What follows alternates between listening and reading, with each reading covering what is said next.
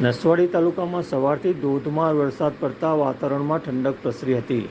લાંબા સમયથી સારા વરસાદની રાહ જોઈ બેઠેલા ખેડૂતોમાં ધોધમાર વરસાદ વરસતા ખુશી છવાઈ હતી.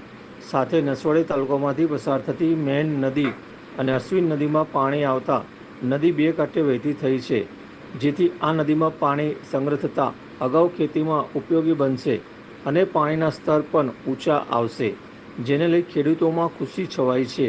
અને બે નદી નસવાડી તાલુકાના 100થી વધુ ગામોમાંથી પસાર થાય છે, જ્યારે ગ્રામ્ય વિસ્તારમાં આ વરસાદથી પાણીના જળ સ્તર ઊંચા આવશે. ડુંગર વિસ્તાર ખેડૂતો આકાશી ખેતી ઉપર નિર્ભર છે, જ્યારે ધોધમાર વરસાદ વરસતા તાલુકામાં કોતરમાં પણ પાણી ભરાતા કોતરો છલકાયા હતા. સારો વરસાદ પડતા ખેતી સારી થવાની આશા ખેડૂતોને બંધાઈ છે. તો મારું નામ અલ્પેશભાઈ ભીલ છે, ગામ આનંદપુરીના છે. અને નસવાડી તાલુકાની વાત કરીએ તો ઉપરવાસમાં ભારે વરસાદ પડ્યો છે અને સારામાં સારો વરસાદ છે. અને નદી અશ્વિન નદી બે કાંઠે વહી રહી છે.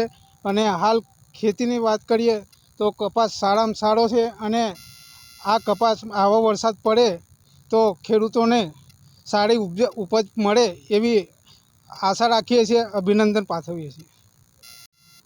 મારું નામ ભીલ જયંતિભાઈ રામદાસભાઈ, હું આનંદપુરી ગામનો વતની છું. અત્યારે જ્યાં વરસાદ પડ્યો, વરસાદની ઋતુ છે, એમાં વરસાદ બહુ સરસ પડ્યો છે. કપાસને લાયક છે, મકાઈને લાયક છે, કે તુવેરને બધા દરેક પાક માટે ઘી સમાન વરસાદ છે.